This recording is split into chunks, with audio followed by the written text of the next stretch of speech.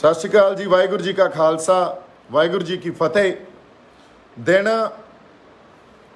गुरपुरब का, गुरु नानक साहब के आगमन दिवस ते उस दिने जो अज सानू खुशी महसूस हो रही है। पहली गल तो यही है, ये कोई शक नहीं।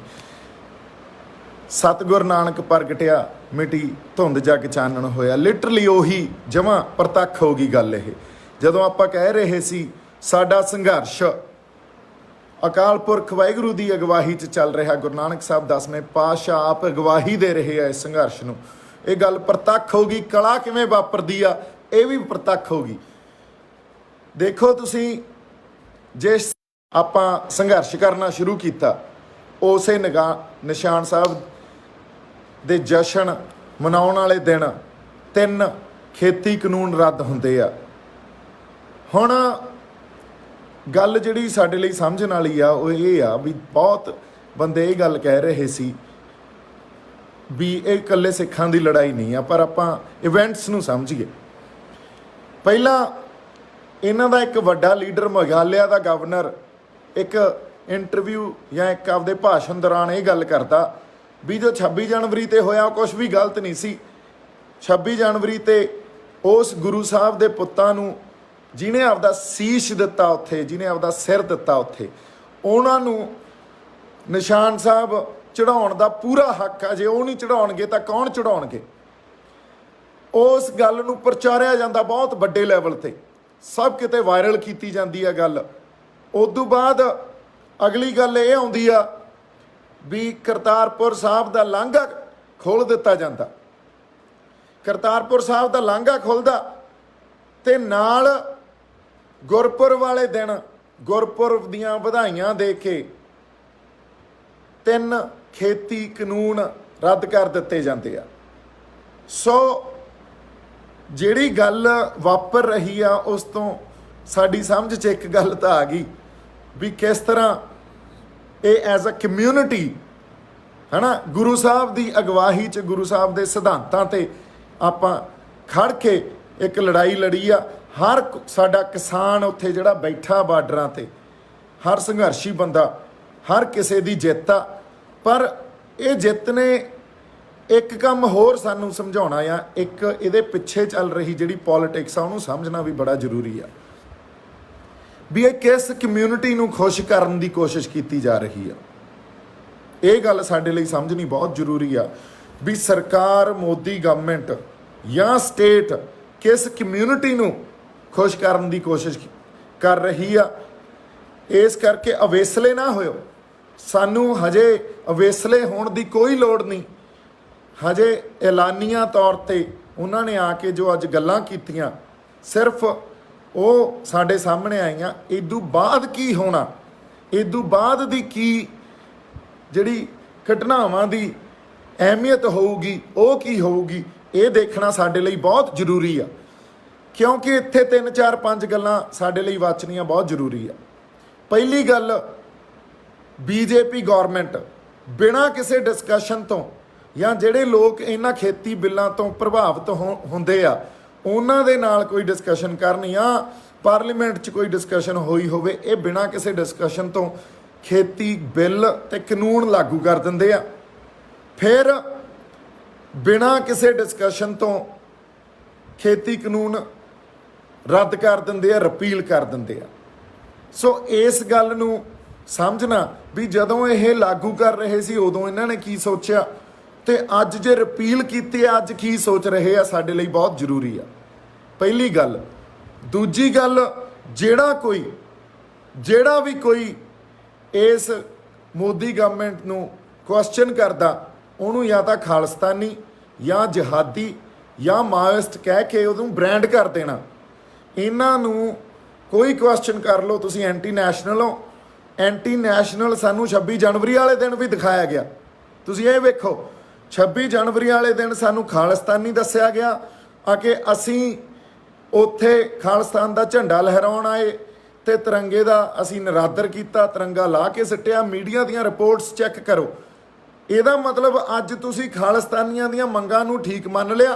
26 जनवरी नूं उही इंबैडेड जिहड़ा एक मीडिया, गोदी मीडिया ਉਹ ਇਹਨੂੰ ਹਿੰਸਾ ਦਿਖਾ ਰਿਹਾ ਸੀ ਵੀ ਜੇ ਹਿੰਸਾ ਜਿਹੜੀ ਹੁੰਦੀ ਆ ਉਹ ਤਾਂ ਪ੍ਰੀ ਪਲਾਨਡ ਗੱਲ ਹੁੰਦੀ ਆ। ਉੱਥੇ ਤਾਂ ਲੋਕ ਹਥਿਆਰ ਲੈ ਕੇ ਆਉਂਦੇ ਆ, ਪੈਟਰੋਲ ਲੈ ਕੇ ਆਉਂਦੇ ਆ, ਕੋਈ ਇਨਫਲੇਮੇਬਲ ਕੋਈ ਚੀਜ਼ਾਂ ਲੈ ਕੇ ਆਉਂਦੇ ਆ ਜਿਹਦੇ ਨਾਲ ਅੱਗਾਂ ਲਾਈਆਂ ਜਾ ਸਕਣ, ਲੁੱਟ ਖਸੋ ਹੋ ਸਕੇ। ਨਾ ਕੋਈ ਲੁੱਟ ਖਸੋ ਹੋਈ, ਨਾ ਕਿਸੇ ਤਰ੍ਹਾਂ ਦੀ ਹਿੰਸਾ ਹੋਈ, ਪਰ ਕਿਸ ਤਰ੍ਹਾਂ ਪ੍ਰੋਜੈਕਟ ਕੀਤਾ ਗਿਆ।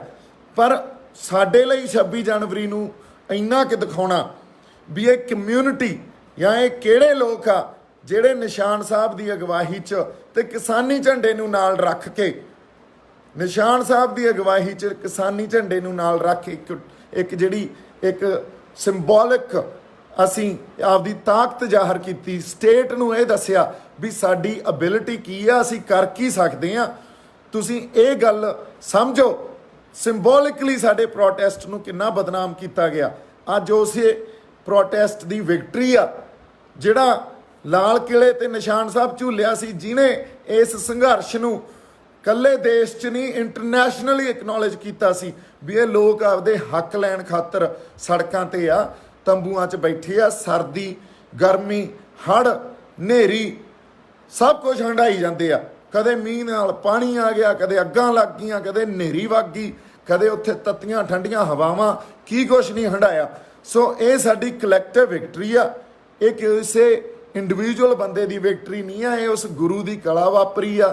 ਤੇ ਇੱਕ ਜਿਹੜੀ ਗੱਲ ਆਪਾਂ ਕਹਿੰਦੇ ਸੀ ਹਮੇਸ਼ਾ ਹੀ ਅਕਾਲ ਪੁਰਖ ਵਾਹਿਗੁਰੂ ਦੀ ਅਗਵਾਈ 'ਚ ਇਹ ਸੰਘਰਸ਼ ਲੜਿਆ ਜਾ ਰਿਹਾ। ਦੇਖ ਲਓ ਅੱਜ ਗੁਰੂ ਨਾਨਕ ਸਾਹਿਬ ਦੇ ਗੁਰਪੁਰਬ ਵਾਲੇ ਦਿਨ, ਉਹਨਾਂ ਦੇ ਪ੍ਰਕਾਸ਼ ਦਿਹਾੜੇ ਤੇ 3 ਖੇਤੀ ਕਾਨੂੰਨ ਰੱਦ ਕੀਤੇ ਜਾਂਦੇ ਆ।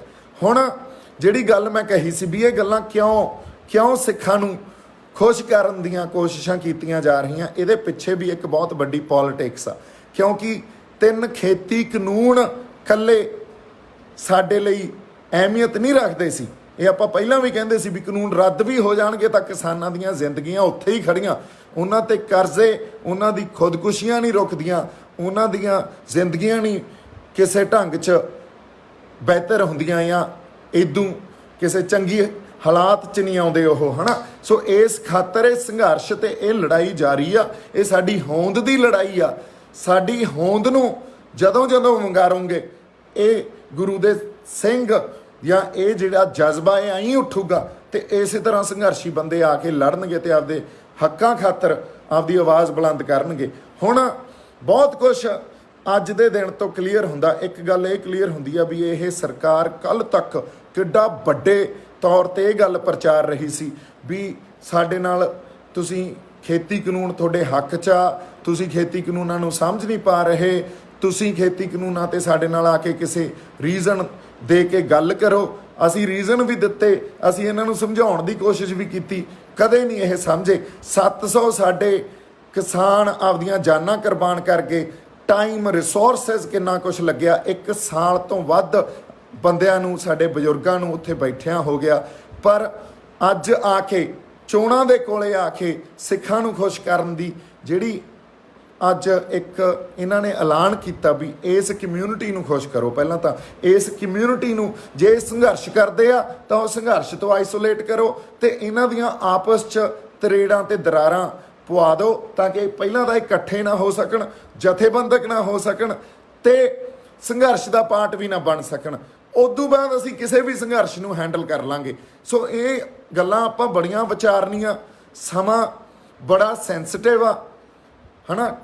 ਘਟਨਾਵਾਂ ਵਾਪਰਨਗੀਆਂ, ਘਟਨਾਵਾਂ ਨੂੰ ਆਪਾਂ ਪ੍ਰੋਪੇਗੈਂਡਾ ਲੈਵਲ ਤੇ ਨਹੀਂ ਦੇਖਣਾ, ਘਟਨਾਵਾਂ ਨੂੰ ਐਨਾਲਾਈਜ਼ ਕਰਨਾ, ਐਨਾਲਾਈਜ਼ ਕਰਕੇ ਫਿਰ ਉਹਨਾਂ ਦਾ ਸਾਡੇ ਤੇ ਅਸਰ ਕੀ ਪਊਗਾ, ਉਹਨਾਂ ਘਟਨਾਵਾਂ ਦੀ ਵਿਸ਼ੇਸ਼ਤਾ ਕੀ ਆ, ਮਹੱਤਤਾ ਕੀ ਆ, ਇਹਨਾਂ ਚੀਜ਼ਾਂ ਨੂੰ ਸਮਝ ਕੇ ਹੀ ਕੋਈ ਅੱਗੇ ਆਪਾਂ ਸਟੈਪ ਲਵਾਂਗੇ। ਅੱਜ ਸਮਾਂ ਇਹ ਆ ਵੀ ਸਾਡੀ ਜਿਹੜੀ ਜਿੱਤ ਆ ਉਹ ਸਾਡੇ ਬਾਰਡਰਾਂ ਤੇ ਬੈਠੇ ਕਿਸਾਨਾਂ ਦੀ ਆ, ਸਾਡੇ ਸੰਘਰਸ਼ੀ ਬੰਦਿਆਂ ਦੀ ਆ ਤੇ ਨਿਹੰਗ ਸਿੰਘਾਂ ਦੀ ਆ ਜਿਹੜੇ ਉੱਥੇ ਨਿਸ਼ਾਨ ਸਾਹਿਬ ਦੀ ਅਗਵਾਈ 'ਚ ਬੈਠੇ ਆ। ਪੰਥ ਦੀ ਜਿੱਤ ਆ।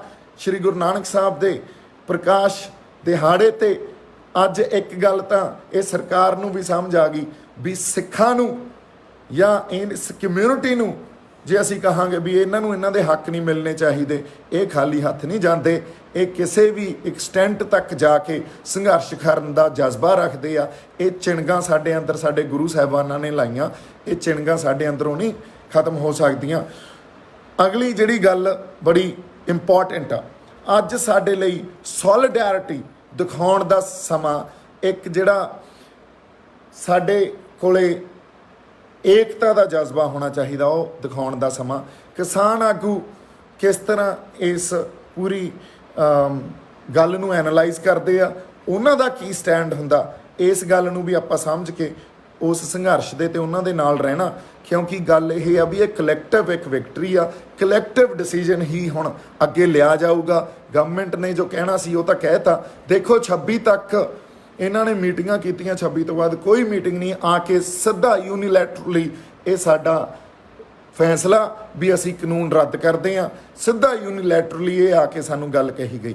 ਸੋ ਇਹ ਕੋਈ ਆਮ ਗੱਲ ਨਹੀਂ ਆ, ਇਹਦੇ ਪਿੱਛੇ ਕੀ ਕੁਝ ਵਾਪਰ ਰਿਹਾ, ਜੀਓਪੋਲੀਟੀਕਲ ਜਿਹੜਾ ਸਿਨੈਰੀਓ ਆ, ਉਹ ਰੀਜ਼ਨਸ ਕੀ ਆ, ਹੈ ਨਾ। ਇੱਕ ਪਾਸੇ ਚਾਈਨਾ, US, ਰਸ਼ੀਆ, ਇਹ ਜਿਹੜੇ ਪਾਵਰ ਸੈਂਟਰ ਬਣ ਰਹੇ ਆ, ਉਹ ਕੀ ਬਣ ਰਹੇ ਆ, ਉੱਥੇ ਆਰਮਡ ਫੋਰਸਿਸ 'ਚ ਸਿੱਖਾਂ ਦੀ ਕੀ ਭੂਮਿਕਾ ਸਾਡੀ, ਇਹ ਬੜੇ ਰੀਜ਼ਨਸ ਆ ਇਹਦੇ ਪਿੱਛੇ। ਸਾਨੂੰ ਕਿਸ ਤਰ੍ਹਾਂ ਸਟੇਟ ਹੁਣ ਹੈਂਡਲ ਕਰਨਾ ਚਾਹੁੰਦੀ ਆ, ਜਾਂ ਪੰਜਾਬ ਨੂੰ ਕਿਸ ਤਰ੍ਹਾਂ ਹੈਂਡਲ ਕਰਨਾ ਚਾਹੁੰਦੀ ਆ, ਜੀਓਪੋਲੀਟੀਕਲ ਜਿਹੜਾ ਇੱਕ ਆਪਾਂ ਕਹਿੰਦੇ ਆ, ਉਹ ਰੀਜ਼ਨਸ ਕੀ ਆ। ਇਹ ਰੀਜ਼ਨਸ ਨੂੰ ਵੀ ਵਾਚਣਾ ਪਊਗਾ, ਇਹਨਾਂ ਨੂੰ ਵੀ ਆਪਾਂ ਨੂੰ ਐਨਾਲਾਈਜ਼ ਕਰਨਾ ਪਊ, ਅਧਿਐਨ ਕਰਨਾ ਪਊ।